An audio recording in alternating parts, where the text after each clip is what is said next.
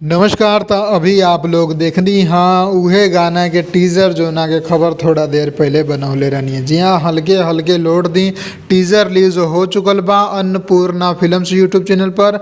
हम आप लोगों से माफ़ी चाहें कि हम पिछला वीडियो में माँ विंध्यवासिनी चैनल के नाम ध देनी काहे से कि उहे चैनल से हमें पोस्टर मिलल। हम पोस्टर पर उतना ध्यान से ना देखनी लोगों, लेकिन अन्नपूर्णा फिल्म से ये टीजर आ चुकल बा और फुल वीडियो सॉन्ग भी अन्नपूर्णा फिल्म से ही आई।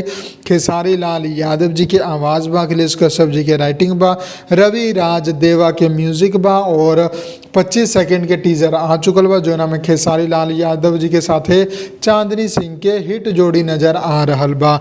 एकरा अलावा आप सबके बता दी फुल वीडियो अगर आप लोगन के देखे बा तो बिहान सुबह 11 बजे अन्नपूर्णा फिल्म्स यूट्यूब चैनल पर ही आप लोगन के ई गाना देखे के मिली फुल वीडियो सॉन्ग। तो तैयार रहम और खबर पसंद आए तो लाइक कर दें, ज़्यादा से ज़्यादा शेयर कर दें और चैनल के सब्सक्राइब करके बेल आइकन दबा दें। मिलम अगला वीडियो में। जय भोजपुरी, प्रणाम। लाल बटन के दबा के अपने के चैनल के सब्सक्राइब कर ली और सभी खबर सबसे पहले देखे खातिर एक घंटे के बटन के भी दबा दी ताकि जितना भी खबर डालम आप सबसे पहले फ्री में देख लें।